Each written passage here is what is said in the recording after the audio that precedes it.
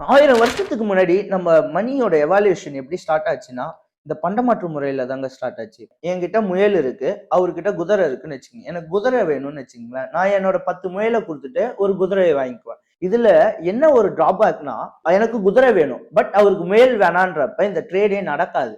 பண்டமாற்று முறையில இருந்து காயினுக்கு வந்து எவால்வேட் ஆனோம் சார். காயின் நல்லா தானே இருந்தது. அப்புறம் ஏன் அதுல இருந்து மாறுனாங்கன்னு கேட்டு எல்லா இடத்துக்கும் அதை கேரி பண்ணிட்டு போய் அவங்களால ட்ரேட் பண்ண முடியல. 17th செஞ்சுரியில இதுக்கு ஒரு சொல்யூஷனா வந்து மணியை வந்து பிரிண்ட் பண்றாங்க.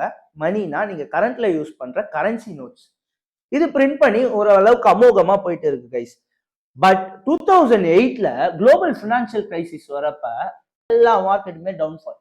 இதனால யூஎஸ் என்ன பண்ணாங்கன்னா, பேங்க்ஸ் பெரிய பெரிய கம்பெனிக்கெல்லாம் லோன் கொடுத்துருப்பாங்களா, அந்த பேங்க்ஸை வந்து காப்பாற்றணுன்றதுக்காக ட்ரில்லியன் ஆஃப் டாலர்ஸ் வந்து யூஎஸ் பிரிண்ட் பண்றாங்க. இதனால வந்து பேங்க்லாம் வந்து பெயில் அவுட் ஆகுது. நம்மள மாதிரி நார்மல் பீப்புள் வந்து இன்ஃப்ளேஷன்ல அஃபெக்ட் ஆகுறாங்க. இங்கதான் இந்த கரன்சியோட பெரிய ப்ராப்ளமே ஸ்டார்ட் ஆக ஆரம்பிச்சு. மக்களும் ரியலைஸ் பண்ண ஆரம்பிச்சாங்க. அந்த டைம்ல தான் 2008ல இன்டர்நெட்ல ஒரு ஒயிட் பேப்பர் வந்து ஒன்று ரிலீஸ் ஆகுது அபவுட் பிட்காயின்.